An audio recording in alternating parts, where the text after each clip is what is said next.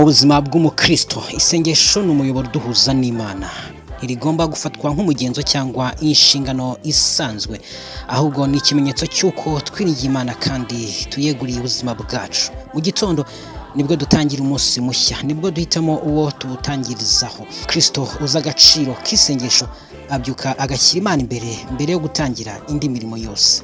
Umwami Yesu Kristo yadusigiye urugero rwiza. Muri Mariko igice cya 1 ku murongo wa 35 batwereka ko mu museke kare cyane bugicya Yesu arahaguruka ajya ahantu hiherereye arahasengera. Niba umwana w'Imana yarabonaga ko gusenga mu gitondo ari ingenzi, natwe biradukwiye kurushaho. Ngibi ibintu bitanu bituma dusenga mu gitondo iyo tubyutse. Icya mbere, dusenga kugira ngo dushimire Imana yaduhaye ubuzima. Iyo ijoro riguye nta muntu uba ufite isezerano ry'uko azakanguka. Abenshi bararyama ariko ntibongere kubyuka.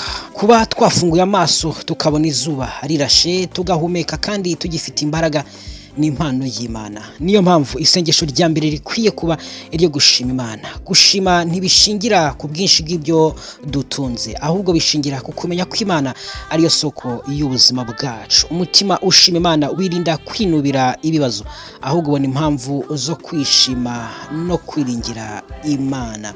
Gushima Imana bituma umutima wuzura amahoro, bikadutoza kunyurwa no kubaho twizeye ko Imana idukunda. Icya kabiri, dusenga kugira ngo dusabe ubuyobozi bw'Imana. Buri munsi uzana ibintu bishya. Hari ibyo duteganya ariko hari n'ibyo tudateganya. Imana yonyine ni iziherezo ry'umunsi mbere yuko tuwutangira. Iyo dusabye Imana kutuyobora, iduha ubwenge bwo gufata imyanzuro iboneye, ikatwereka inzira ikwiye kandi ikaturinda kuyoba. Nkuko Zaburi ya 32:8 ibitwereka, bivuga ngo nzaguhugura nkwigishe inzira ukwiye kunyuramo.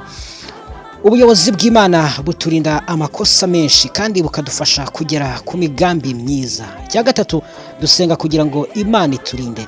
Isi dutuyemo yuzuyemo ibigeragezo, ibishuko n'ibyago byinshi, ariko iyo twiyambaje Imana ibu ubuhungiro bwacu.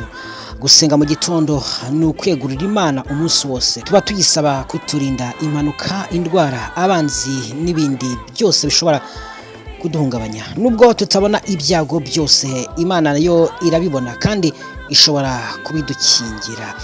Biduha icyizere n'umutekano, tukamenya ko aho turi hose Imana iri kumwe natwe. Icya kane, dusenga kugira ngo tubone imbaraga nshya. Hari igihe umuntu abyuka afite umunaniro, agahinda cyangwa imitwaro y'ubuzima, ariko umuntu umaze kuvugana n'Imana yumva umutima ubohotse. Yesaya ibice 40 ku murongo wa 31 haravuga hati, abategereza Uwiteka bazasubizwamo imbaraga. Isengesho ritwibutsa ko tudaterwa imbaraga n'ubushobozi bwacu gusa, ahubwo n'Imana idukomeza. Isengesho rya mu gitondo arituha imbaraga zo gukora inshingano zacu neza no kwihanganira ibigeragezo. Icya gatanu, dusenga kugira ngo turusheho kugirana ubusabane n'Imana. Nkuko inshuti zibana zigomba kuganira kugira ngo umubano wazo ukomere, niko natwe tugomba kuganira n'Imana buri munsi. Isengesho rituma tuyimenya kurushaho, tukumva ubushake bwayo kandi ukwizera kwacu kukarushaho gukomera. Uko dusenga kenshi niko imitima yacu ihinduka, tukarushaho kugira imbuto z'umwuka nk'urukundo, amahoro, kwihangana ndetse n'ubuntu.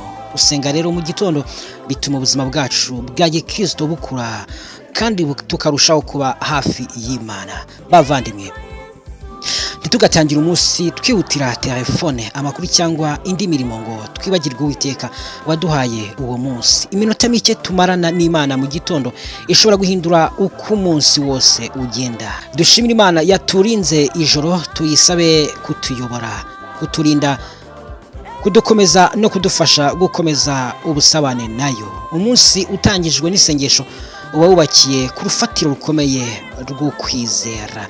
Dusenge tudacogora, kuko isengesho rifungura imiryango, rihumuriza ababaye, rikomeza abananiwe kandi rikomeza umubano wacu n'Imana. Iyo dutangiye umunsi turi kumwe n'Imana, tugenda twizeye ko izabana natwe muri buri ntambwe, ikatubera umuyobozi, umurinzi n'umufasha.